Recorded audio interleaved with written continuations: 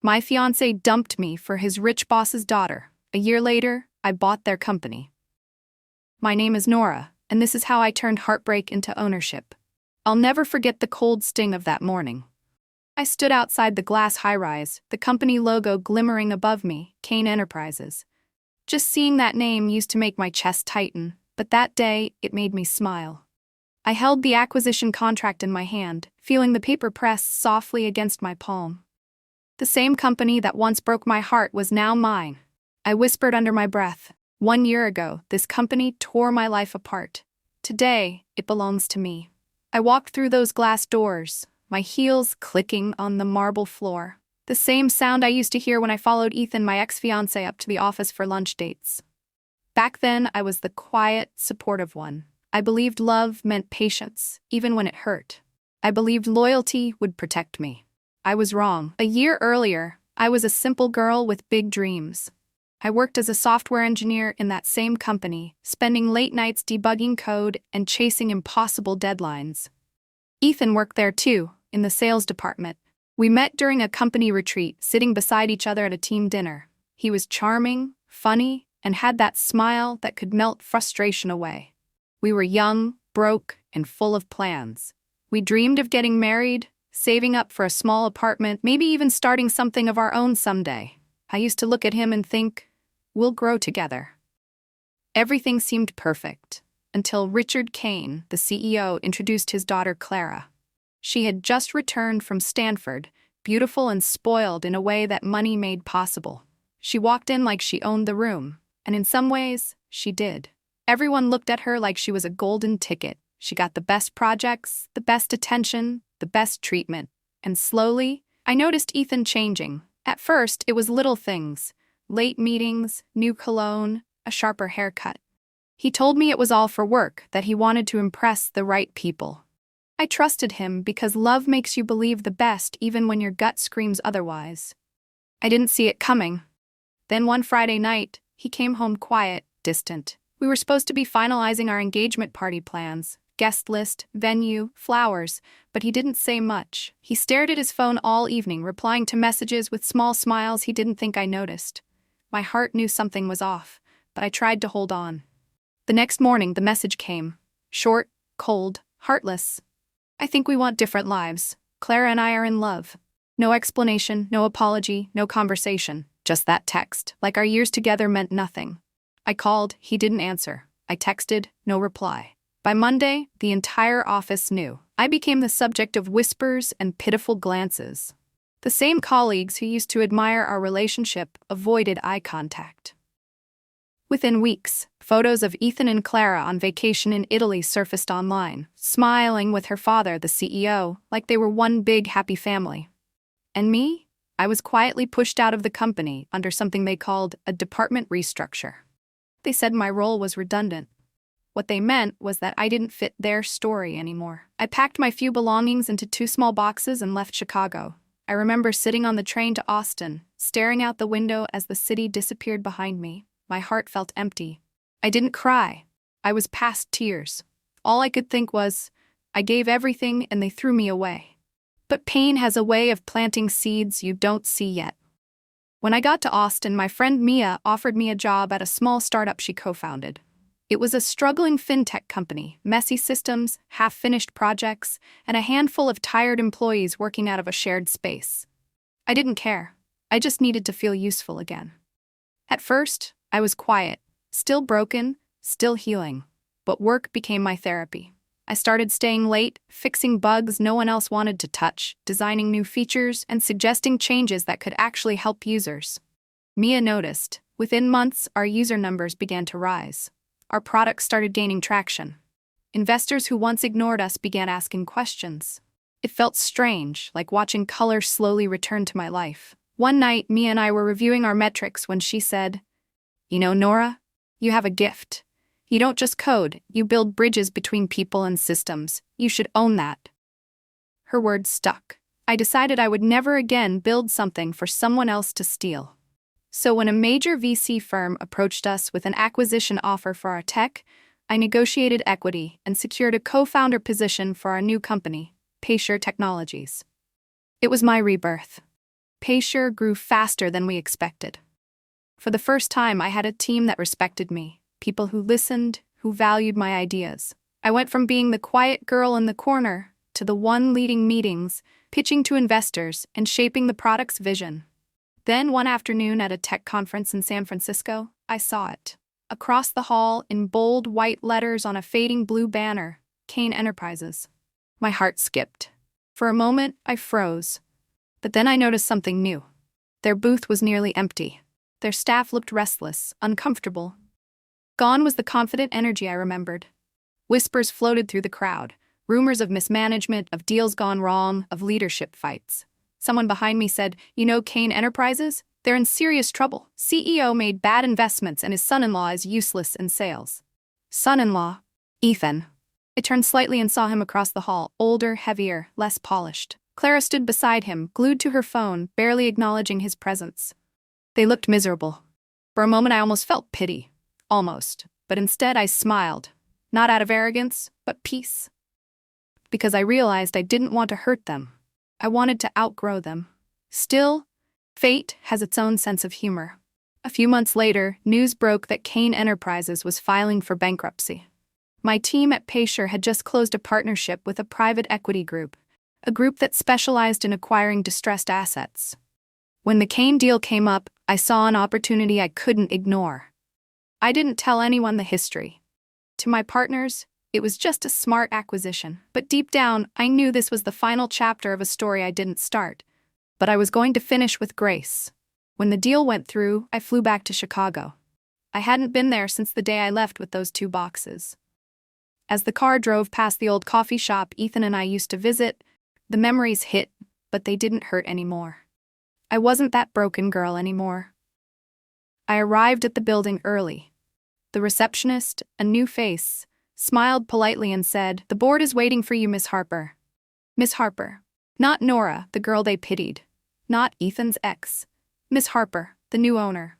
I took a deep breath and stepped into the same boardroom where my fate had once been decided without me. This time, I was the one in control. And when the door opened, every head turned. Ethan's face went pale. Clara's hand slipped from his. Richard Kane's expression twisted in confusion. I didn't need to raise my voice. I simply said, "Let's talk about restructuring, under my leadership." You could hear a pin drop. Their eyes darted across the table, searching for a reaction. I slid a folder forward, calm and confident. Inside were the employee retention plans, with one simple clause. All senior management must reapply for their positions. That was the beginning of the end for them.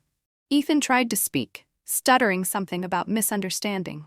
Clara pretended to be interested in her nails. Richard leaned back, speechless. I didn't stay long. I didn't need to.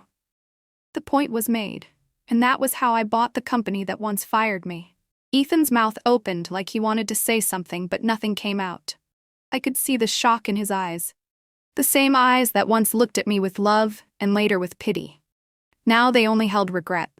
I didn't let him speak. I stood up, smiled politely, and said, "Thank you for your time.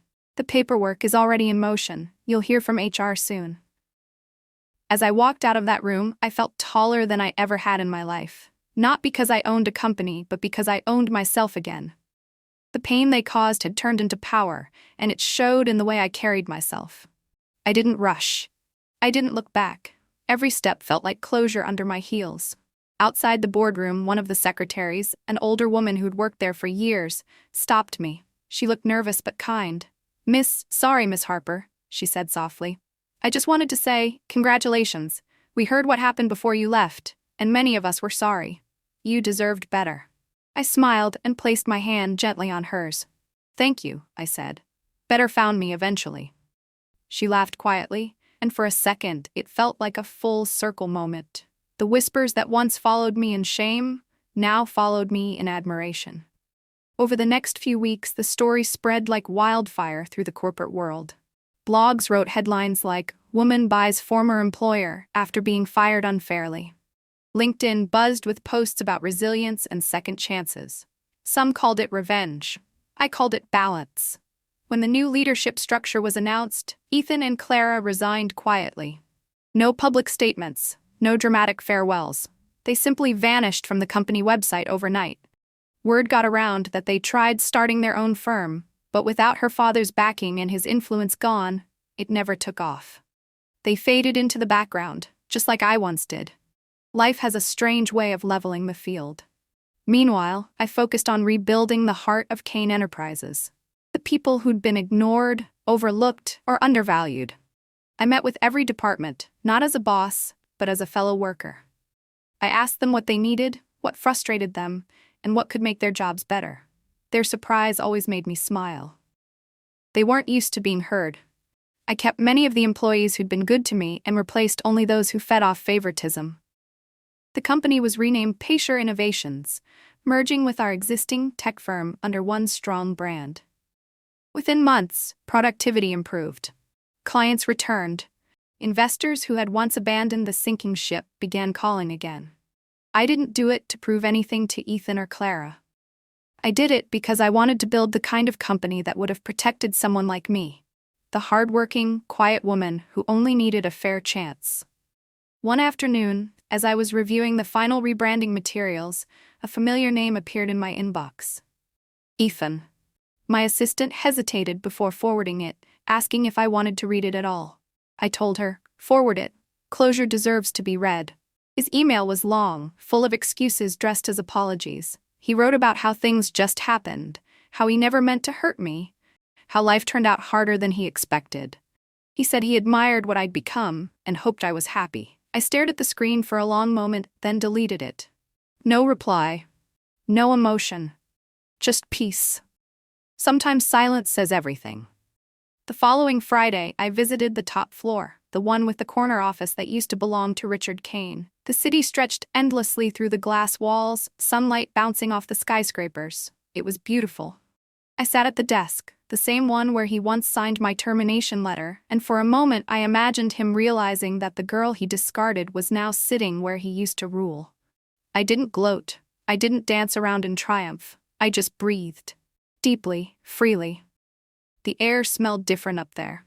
Success doesn't always come with fireworks. Sometimes it's quiet, calm, and full of gratitude. Later that day, I walked down to the floor where I used to work as an engineer. The desks had changed, the faces were new, but the energy was the same. I found the old room where Ethan used to stand over me, telling me my ideas were too ambitious or that I should let others take the lead. I reached into my bag, took out a small yellow sticky note, wrote 5 simple words, and stuck it on the door. Know your worth. Always. I stepped back, smiled, and whispered, for the next girl who needs to see it. By the end of the month, Pacer Innovations had fully integrated with Kane Enterprises. We hosted an open house to celebrate the relaunch. Clients, partners, and media all attended. Cameras flashed, reporters asked questions, and everyone wanted to know the same thing. How does it feel to own the company that once let you go? I looked straight into the lens of one camera, smiled, and said, sometimes the best revenge is simply becoming who they said you couldn't be. The crowd clapped, and for the first time in a long while, I felt seen, not as a victim, but as a victor. After the event, as I stood by the glass window looking down at the city lights, Mia walked up beside me. She'd been my rock through it all, the friend who took me in when I was broken. She placed her arm around me and said, "You did it, Nora. You turned your pain into a masterpiece." I laughed softly. "No," I said. "We did it. You believed in me when I couldn't believe in myself." She smiled. "Still, this story, it's going to inspire a lot of people." I thought about that for a moment. Maybe it would. Maybe somewhere out there, another woman was crying in her small apartment, thinking her life was over because someone broke her heart or pushed her out of her job. I wanted her to know that endings aren't always endings. Sometimes, they're just hidden beginnings. Months passed, and life settled into a new rhythm. I traveled for business, spoke at women in tech events, and started a mentorship program for young female developers. Every time I shared my story, I could see something change in their eyes. Hope. The best part? I found peace. Not the kind that depends on someone losing, but the kind that comes when you finally let go and move forward. 1 year after the acquisition, I received an invitation to an industry gala, the same kind of event where Clara used to shine. This time, I was the keynote speaker. When I took the stage, the applause echoed softly in my ears, and I couldn't help but smile at how far I'd come. I didn't mention names, didn't throw shade. I just told the truth. There was a time when I thought love and loyalty would protect me. But life taught me something better. That self-respect is the foundation for every victory. When the event ended, a young woman approached me. Her hands trembled as she said, "Miss Harper, I just wanted to say thank you. I went through something similar, and your story reminded me that I'm not done yet." I hugged her gently and whispered, "You're just getting started." That night, as I drove home, the city lights shimmered like 1,000 tiny victories. I thought about Ethan, about Clara, about the version of me that once begged for their approval. I wished them well, truly, because sometimes peace feels better than payback. But deep down, I also knew the truth. What happened wasn't luck. It was growth. It was grace. And maybe a little bit of poetic justice. So if you're listening to this now, wherever you are, whatever you've lost, remember this: heartbreak doesn't end you. It refines you. It builds a fire that no one can put out. I'm Nora Harper, and that's how I turned heartbreak into ownership. Subscribe for more story.